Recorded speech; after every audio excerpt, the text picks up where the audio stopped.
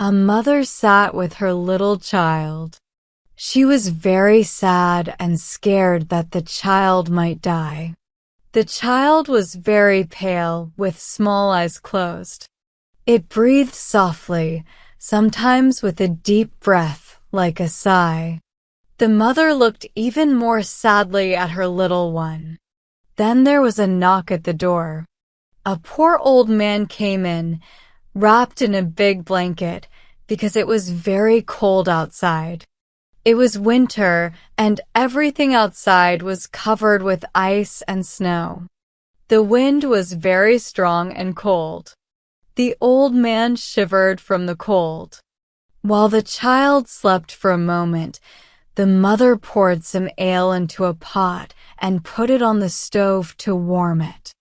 The old man rocked the cradle, and the mother sat on a chair next to him, looking at her sick child, who breathed deeply and lifted its little hand. "Do you think I can save him?" she asked. "God will not take him from me." The old man, who was really deaf, nodded strangely. It could mean yes or no. The mother looked down at her lap, and tears ran down her cheeks. She was very tired, not having slept for 3 days and nights. She fell asleep for a minute, but then woke up, shivering from the cold. "What is that?" she said, looking around. The old man and her child were gone. Death had taken the child. The old clock in the corner made a loud noise, and then it stopped. The poor mother ran out of the house, crying for her child. Outside, in the snow, sat a woman in long, black clothes. She said, "Death was in your room. I saw him take your child. He moves faster than the wind, and he never brings back what he takes." "Oh, tell me which way he went," the mother said. "Tell me, and I will find him." "I know the way," said the woman in black. "But before I tell you, you must sing all the songs you sang for your child. I like them. I heard them before. I am Night. I saw your tears while you sang them. I will sing them all, said the mother. "But do not stop me now. I may catch him. I may find my child." But Night stood still and quiet. Then the mother wrung her hands, sang and cried, and there were many songs, but even more tears. Then Night said, "Go to the right, into the dark pine forest. I saw Death take your little child that way." The roads crossed each other deep in the forest, and she did not know which way to go. Then she saw a thorn bush. It had no leaves or flowers because it was the cold winter, and ice hung on the branches. "Have you seen Death go past with my little child?" said the mother. "Yes," said the thorn bush. "But I will not tell you which way he went unless you first warm me with your heart. I am freezing to death. I will become a lump of ice." And she pressed the thorn bush to her chest so tightly that it might be warmed. The thorns went into her skin, and her blood flowed in big drops.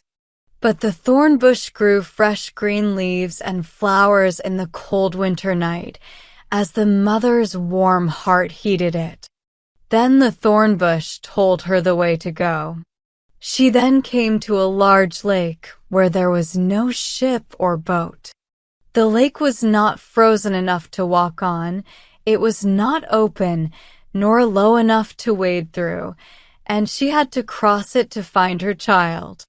She lay down to drink up the lake, but that was impossible for a person, but the mother hoped a miracle might happen anyway. "Oh, what would I not give to reach my child?" said the crying mother, and she cried even more, and her eyes sank into the deep waters and became 2 precious pearls.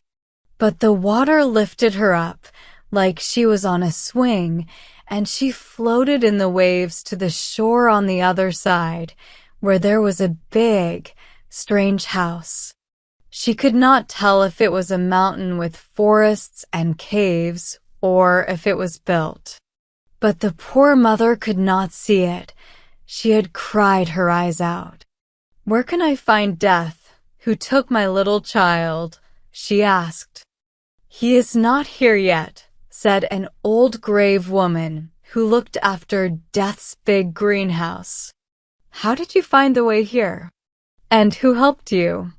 "God has helped me," she said. "He is kind, and you will be kind too. Where can I find my little child?"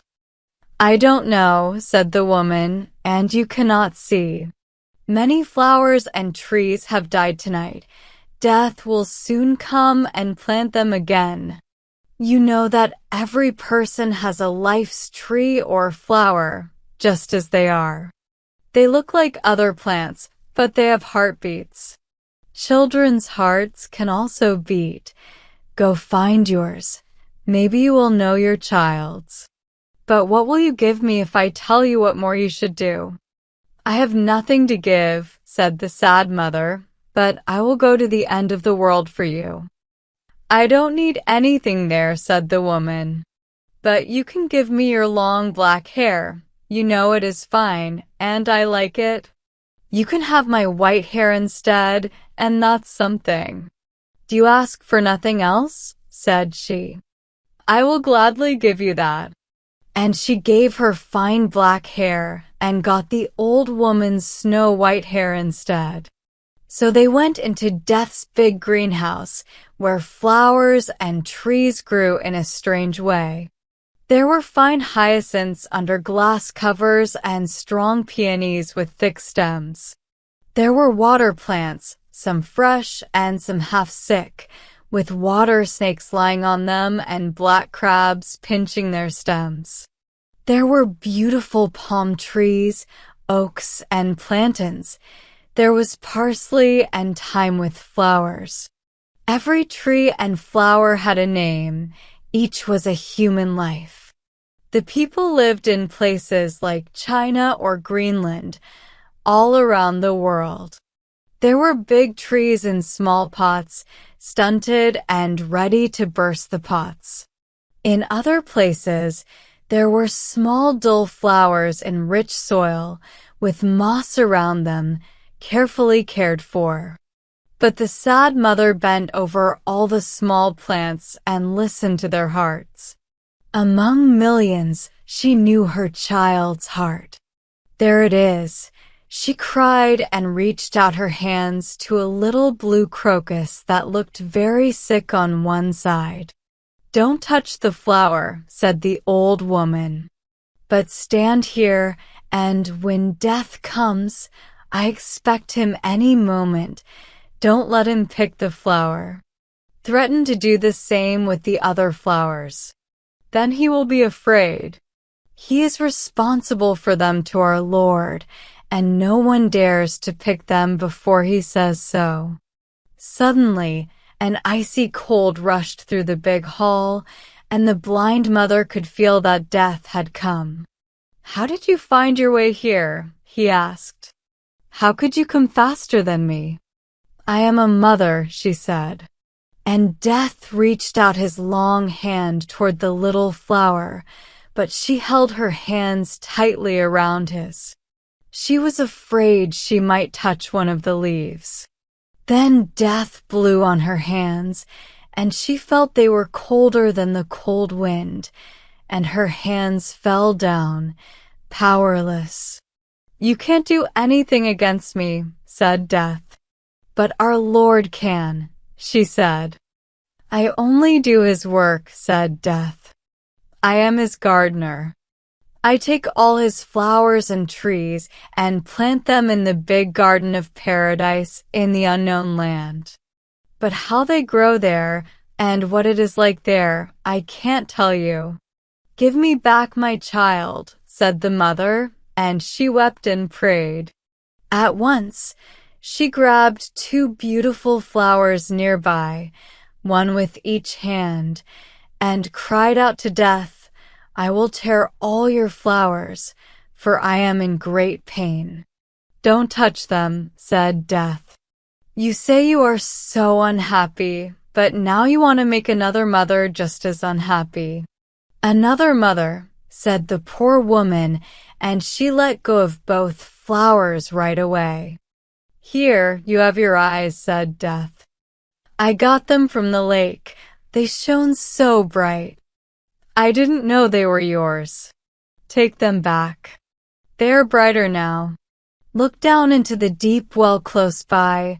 I will tell you the names of the 2 flowers you wanted to pull up, and you will see their whole future lives, their whole human existence, and see what you were about to disturb and destroy." She looked down into the well, and she was happy to see how one flower became a blessing to the world, spreading happiness and joy everywhere. Then she saw the other flower's life, which was full of sorrow, distress, horror, and misery. "Both of them are God's will," said Death. "Which one is the flower of misfortune, and which is the flower of happiness?" she asked. "That I will not tell you," said Death. "But know this, one of those flowers was your own child. You saw your child's fate, your own child's future life." The mother screamed with fear, "Which one was my child? Tell me. Save the innocent one. Save my child from all that misery. Rather take it away. Take it to God's kingdom. Forget my tears, forget my prayers, and everything I have done."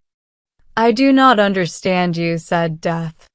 "Do you want your child back, or should I take it to the place where you do not know?" Then the mother wrung her hands, fell on her knees, and prayed to our Lord, "Oh, do not listen to me when I pray against your will, which is the best. Do not listen to me. Do not listen to me." And she bowed her head in her lap, and Death took her child and went with it to the unknown land.